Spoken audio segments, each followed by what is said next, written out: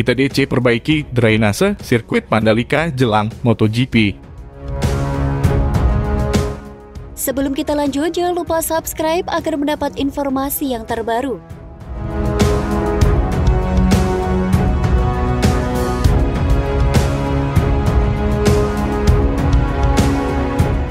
Drainase atau sistem saluran air di area sirkuit Mandalika akan segera diperbaiki jelang perhelatan MotoGP 2022. Perbaikan drainase sudah direncanakan oleh ITDC dan menjadi evaluasi dari penyelenggaraan World Superbike Mandalika pada tanggal 19 sampai 21 November lalu.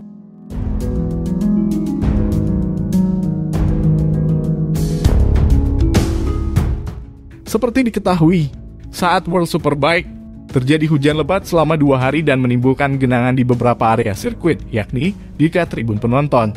Genangan juga terjadi di area gerai UMKM.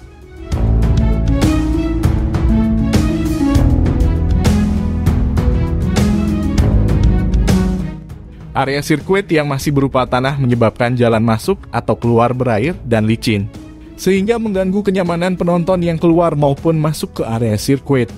Managing Direktur ITDC Mandalika Bran Subiandoro menjelaskan perbaikan drainase akan segera direalisasikan untuk mengatasi masalah tersebut.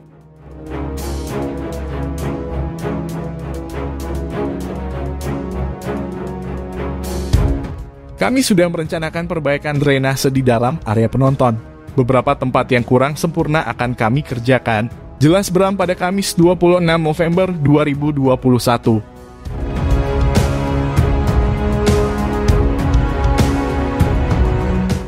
Selain drainase, penataan akan dilakukan di jalur masuk logistik sehingga keluar masuk kendaraan bisa lebih cepat. Kami juga melakukan perbaikan agar masuknya logistik lebih cepat. Semua perbaikan akan selesai dalam waktu 2 bulan. Kalau di dalam sirkuit sendiri sudah tidak ada masalah, kata dia.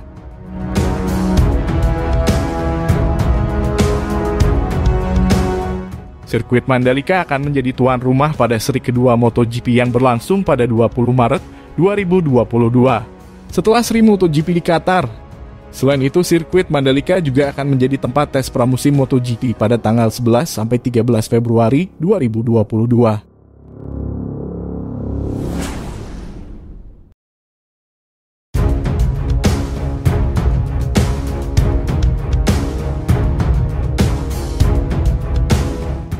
World Superbike umumkan kalender musim 2022. Sirkuit Mandalika jadi seri ke-11. Sebelum kita lanjut, jangan lupa subscribe agar mendapat informasi yang terbaru.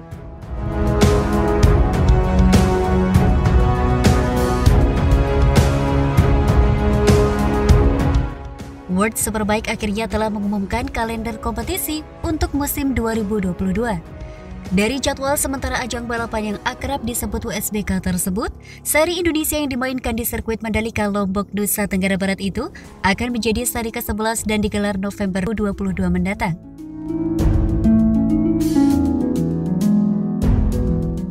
Melansir dari laman resmi WSBK pada Jumat 26 November 2021, dalam kalender sementara itu terdapat 13 seri balapan dengan 2 seri masih menunggu pengumuman lebih lanjut.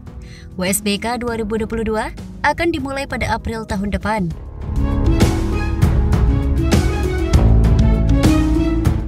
Gelaran tersebut akan diawali oleh tes pramusim yang diselenggarakan pada 4 hingga 5 April 2022.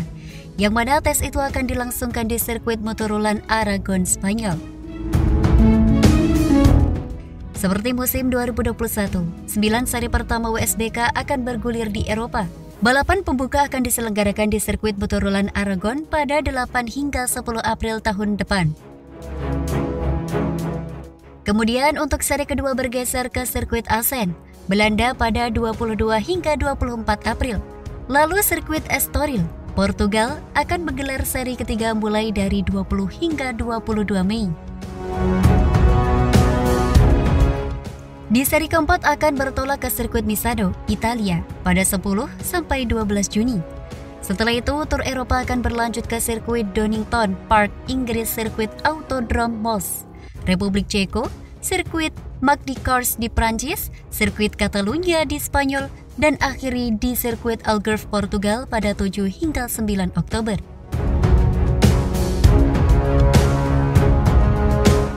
9 tur Eropa pun berakhir. Setelah itu, WSBK 2022 akan melewat ke sirkuit San Juan, Argentina pada 21 hingga 23 Oktober. Setelah dari Argentina, para pembalap akan kembali berlaga di sirkuit Mandalika yang dijadwalkan pada 11 hingga 13 November.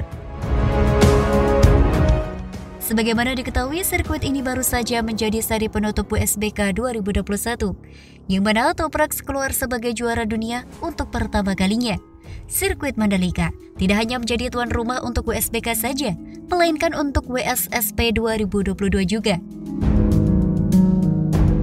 Sementara itu, sirkuit Phillip Island di Australia kembali bergabung ke kalender WSBK 2022 setelah absen 2 musim karena pandemi COVID-19.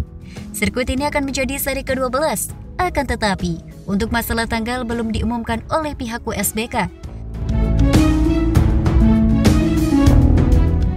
Kemudian untuk seri ke-13 ada tanggal dan sirkuit masih akan diumumkan lebih lanjut. Tanggal itu untuk seri penutup ini akan dikonfirmasi setelah panitia melakukan analisis logistik yang dihadapi selama pandemi COVID-19. Berikut kalender sementara WSBK 2022.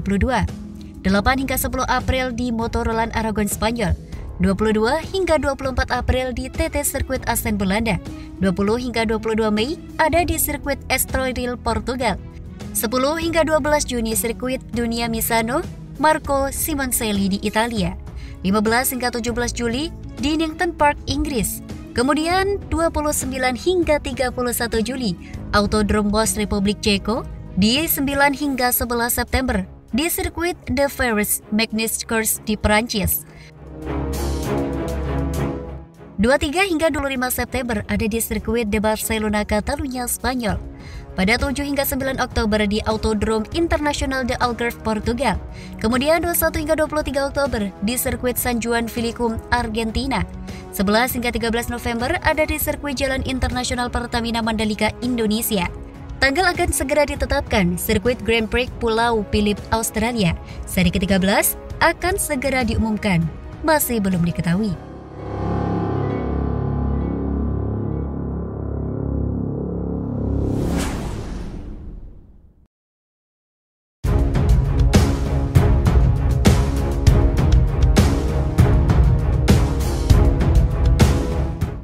Sering dibandingkan oleh netizen Malaysia. Simak adu spesifikasi antara sirkuit Mandalika versus Sepang. Sebelum kita lanjut, jangan lupa subscribe agar mendapat informasi yang terbaru.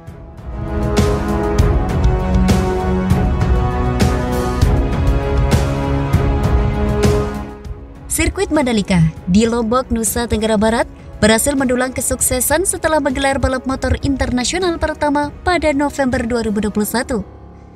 Selama 3 hari yakni 19 hingga 21 November 2021 kemarin, sirkuit Mandalika sempat disorot karena menjadi laga pamungkas balap World Superbike 2021 di mana pembalap dari tim Pata Yamaha, Toprak Razgatlioglu, mampu keluar sebagai juara dunia di Indonesia.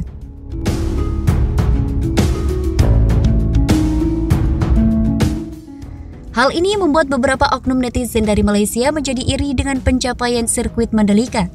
Mereka pun kerap kali membandingkan bagusnya Mandalika dengan sirkuit Sepang yang sudah menggelar berbagai balap internasional hingga tahun 2021. Menanggapi hal seperti itu, bagaimana adu spesifikasi dari lintasan sirkuit Mandalika versus sirkuit Sepang yang seringkali dibandingkan oleh netizen Malaysia? Dikutip dari pikiranrakyat.com, dari berbagai sumber, simak adu spesifikasi antara sirkuit Mandalika versus sirkuit Sepang pada November 2021.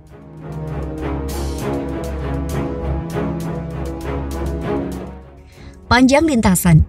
Sirkuit Mandalika memiliki panjang lintasan yakni 4,31 km sejak dibangun tahun 2021.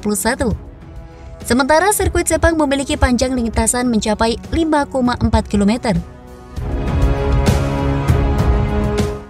Kemudian selanjutnya jumlah tikungan.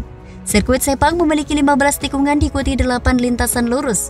2 tikungan diantaranya merupakan tikungan yang bisa dilalui dengan kecepatan tinggi atau high speed corner. Sementara itu, jumlah tikungan di sirkuit Mandalika ada 17 buah yang 4 diantaranya merupakan tikungan high speed corner. Kemudian selanjutnya kapasitas penonton. Secara total, Jumlah penonton yang bisa ditampung di sirkuit Mandalika mencapai lebih dari 140.000 penonton. Grand Seating sirkuit Mandalika bisa menampung hingga 50.000 tempat duduk, sementara non-seated area atau tribun berdiri bisa menampung 138.000 orang. Sementara itu, sirkuit Sepang secara total bisa menampung 130.000 penonton sekaligus. Kemudian dilihat dari aspal. Aspal dari sirkuit Mandalika sudah menggunakan teknologi Stone Mastic yang diklaim merupakan kualitas terbaik. Partikel SMA yang tak terlalu rapat membuat permukaan aspal sirkuit Mandalika menjadi halus. Sedangkan aspal dari sirkuit Sepang masih menggunakan model lama, yakni senyawa aspal yang dibuat secara khusus untuk menciptakan trek yang halus. Hal itu tidak heran mengingat sirkuit Sepang sudah dibangun sejak tahun 1998.